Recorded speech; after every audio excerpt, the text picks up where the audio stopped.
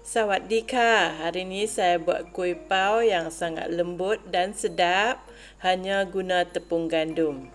Kalau tepung pau tu biasalah kan. Tapi ni tepung gandum je tapi sangat lembut macam tepung pau. Lepas ni tak perlulah beli tepung pau yang mahal. Hanya guna tepung gandum yang RM2 ni pun dah boleh buat pau yang lembut dan sedap. Jom kita buat sama-sama.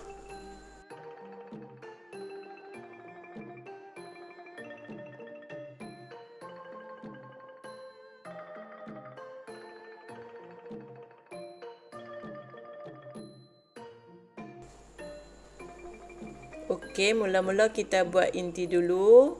Saya gunakan 1 cawan kacang hijau. Kacang hijau ni saya tak rendam ya, saya cuma cuci. Kemudian kita rebus dengan 400 ml air. Selepas tu masak sehingga mendidih.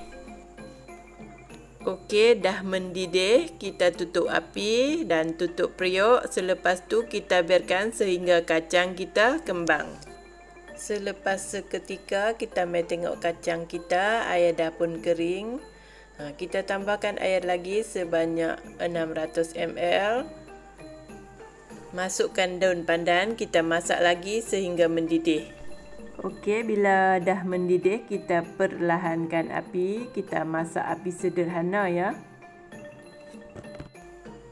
Okey, bila air dah agak kering, kita kacau sikit. Kacang kita pun dah agak lembut. Kita kacau-kacau sikit.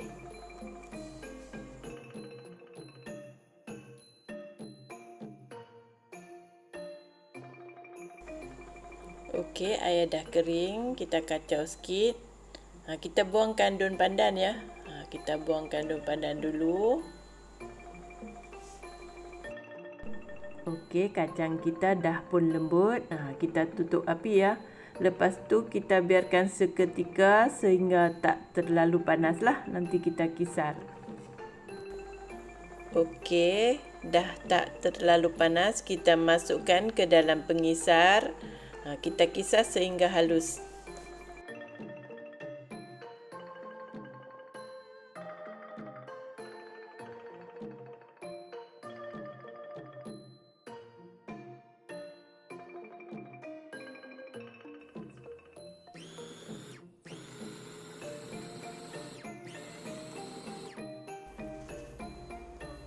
Okey, dah halus. Kita masukkan ke dalam kuali.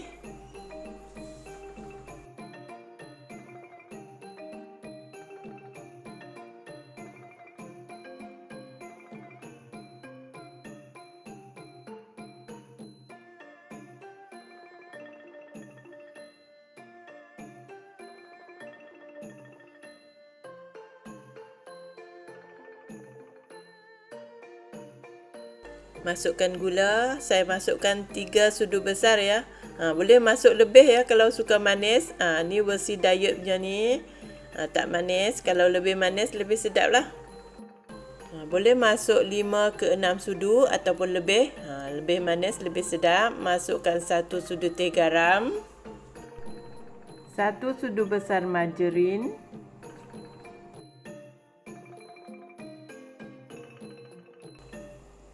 Selepas tu kita kacau sehingga pekat.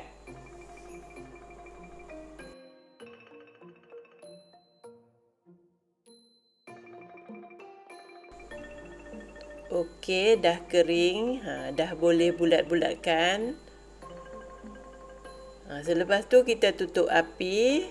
Kita biarkan sehingga sejuk. Nanti kita bulat-bulatkanlah. Okey, sementara menunggu inti kita sejuk, kita bancuh tepung ya. Kita gunakan tepung gandum cap ros. Wajib tau, tepung gandum cap ros. Okey, masukkan 2 cawan tepung gandum ke dalam bekas. Tip gunakan tepung gandum cap ros ni saya dapat dari kawan saya yang berbangsa Cina. Masukkan sebungkus yeast. Yeast ni kena yang baru ya. Kena pakai yeast yang baru sebab kita tak bancuh dengan air suam. Kita terus masuk ke dalam tepung. Jadi kena pastikanlah yeast tu aktif. Selepas tu kacaukan bagi bercampur rata.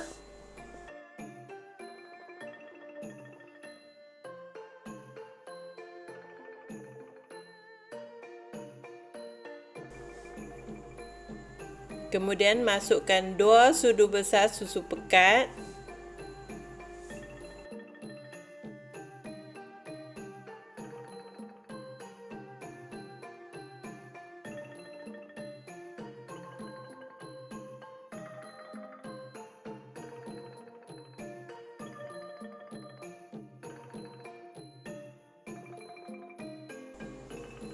Masukkan 1 sudu besar gula. Pilih gula yang halus sikit ya. Kemudian kacaukan lagi. Masukkan sedikit garam. Kacau lagi.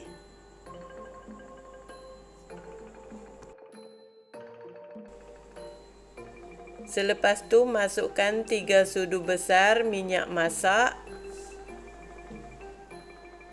Kacaukan lagi. Saya nak uli tangan lah, lebih senang. Okey, kita ramas-ramaskan. Tip pakai tepung gandum ni saya dapat dari kawan saya. Dia orang Cina kahwin dengan orang Siam. Dia duduk kampung saya lah. Saya nampak lah dia beli tepung gandum banyak kan, 4 kilo. Saya tanyalah, kenapa beli tepung banyak kan? Buat apa? Dia kata buat pau, anak dia suka makan. Saya kata tak keras ke? Dia kata tepung cap ros ni tak keras. Dia kata lembut. Lepas tu dia bagilah tip cara buat tu.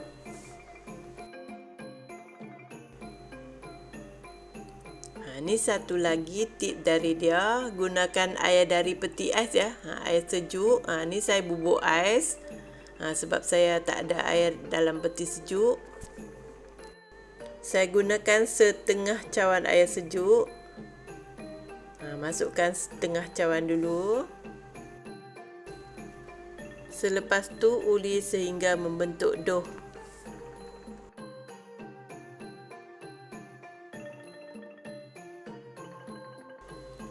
Sebab dough agak kering, jadi saya tambahkan sedikit lagi air sejuk. Sikit saja. Kemudian kita uli lagi sehingga dough licin.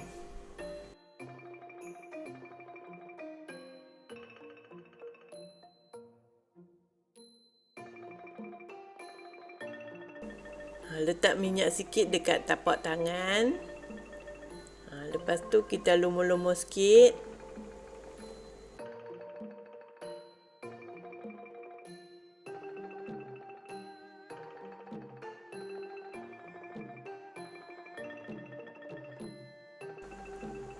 Dah licin, kita tutupkan. Boleh tutup dengan tudung periuk ke, dengan pinggan ke. Boleh juga. Tak semestinya tutup dengan plastik wrap ni lah. Selepas tu kita rehatkan selama 30 minit. Okey, sementara tu kita mai bulat-bulatkan inti dia. Saya bulatkan 10 biji ya. Tu yang lebih tu kita boleh simpan di dalam peti ais ya. Sebab tadi buat satu cawan tu banyak. Kalau buat setengah cawan tu elok lah. Tapi tak apa, boleh simpan. Kita lain kali nak buat. Tak payah buat inti lah. Lagi senang kan?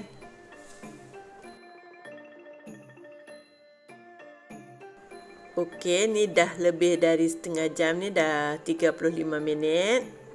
Kita mai tengok dough kita. Kita tumbuk sikit. Dough taklah terlalu kembang ya. Tapi tak apa. Okey, kita bahagikan kepada 10 biji ya. Saya buat 10 biji. Ikutlah nak buat berapa pun. Saya agak-agak saja ya. Kalau nak bagi sama semua tu, sama saiz tu, boleh timbang ya.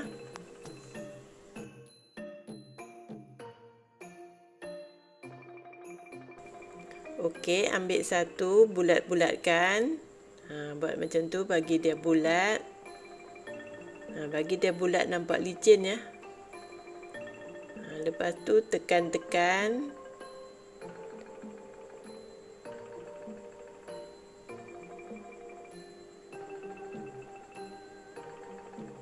Masukkan inti.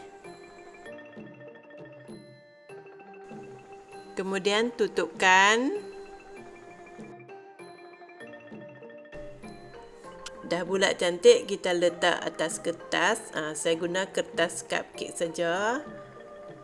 Kemudian letak di dalam pengukus. Okey, buat sampai habis.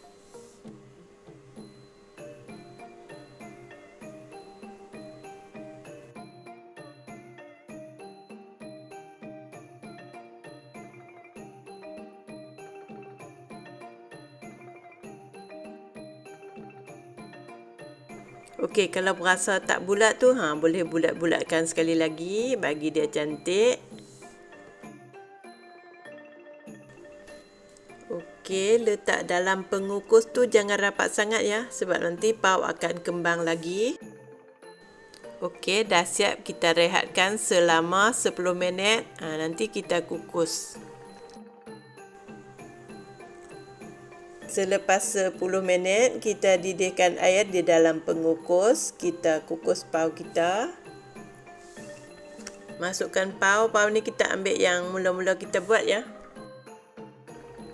Kukus selama 5 minit. Api yang agak perlahan ya. Okey, dah cukup 5 minit. Kita angkat pau kita sekali dengan pengukus ya. Jangan buka dulu. Kita tunggu 5 minit sebelum kita buka. Supaya pau kita tidak berkedut. Cantik kan?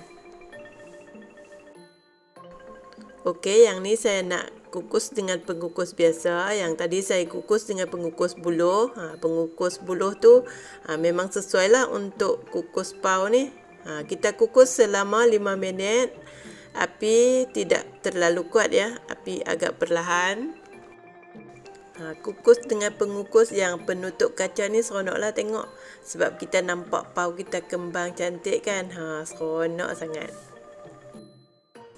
Okey, selepas 5 minit kita tutup api ya. Kita biarkan jangan buka penutup selama 5 minit di dalam pengukus. Selepas 5 minit baru kita buka. Okey, dah cukup 5 minit kita buka. Buka perlahan ya sebab takut air menitik. Kita mai tengok pau kita yang kita kukus mula-mula tadi. Kita buka tengok. Sangat lembut. Boleh nampak kan? Sangat lembut. Walaupun kita hanya guna tepung gandum. Kalau kita guna tepung pau tu biasalah kan kalau lembut. Memang ni memang sangat lembut walaupun tepung gandum. Memang sangat puas hati, sangat sedap. Pau ni kalau kita makan panas-panas dia lagi sedap lah kan. Esok kalau dia sejuk, ni sebab saya buat hari ni kan. Esok tu kalau sejuk, boleh panaskan semula. Dia lembut balik macam ni. Sedap macam yang kita baru buat lah. Okey, dah siap. Selamat mencoba sehingga berjumpa lagi di video yang akan datang. Terima kasih. Khop kun kha.